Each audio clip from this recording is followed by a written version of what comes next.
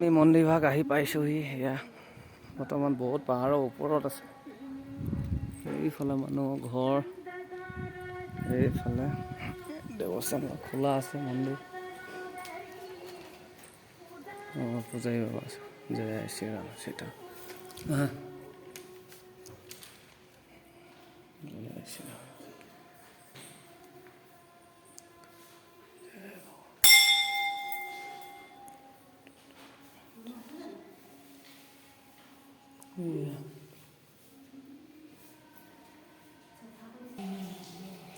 আমি ইয়াত আহি পিনি এতিয়া শুইছোঁ। ইয়াত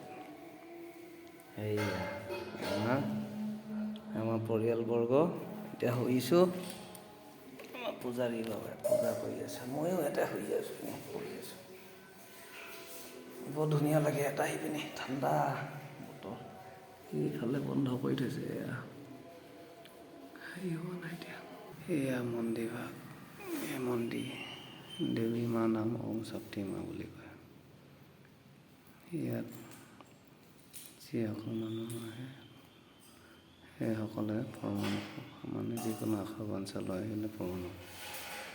এয়া দেৱী মাই যেতিয়া ফুল দিয়ে, মনত যি আশা ভবা হয় তাক পূৰণ হয়। সেয়া আমাৰ পূজাৰীয়ে পূজাটো কৰি দেই। এতিয়া আমাৰ এয়া কবিচি শুই উঠিলে। এতিয়া এয়া আমাৰ পূজাৰী বাবাই পূজাৰ কাৰণে হেৰি কৰি আছে, দেৱী মা সজাই আছে বৰ্তমান। কিন্তু আমি আহিবলগীয়া আছিলে শুক্ৰবাৰ বা মঙলবাৰে। সদায়তো পূজাটো কৰা হয়, মানে সেইকেইটা দুটা দিনত আহিলে বেছি ভাল। এয়া আমাৰ ছোৱালী কবিশ্ৰী, এয়া পূজাৰীৰ লগত পূজাৰী কাম কৰিছে। আমাৰ ধৰণে ভগৱানক ফুল দিব লৈছে।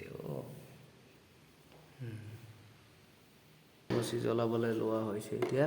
দিয়া তেল দিয়া, তেল। এয়া আমাৰ আজি কবিশ্ৰীয়ে জ্বলাব চাকি। এয়া শক্তি মাৰ ওচৰত এয়া আমাৰ এতিয়া পূজা কৰিব হৈছে, এতিয়া হোৱা নাই। পূজাৰী আহিব এতিয়া। এয়া এটা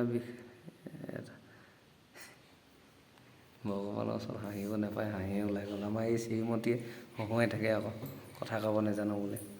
এয়া মানে শক্তি মাৰ ওচৰত আহিলে শক্তি মাৰে যিকোনো আশা বাঞ্ছা থাকিলে তাক কোৱা হয়। কোৱাৰ পিছত সেৱা জনাৰ পিছত ফুল দিয়ে।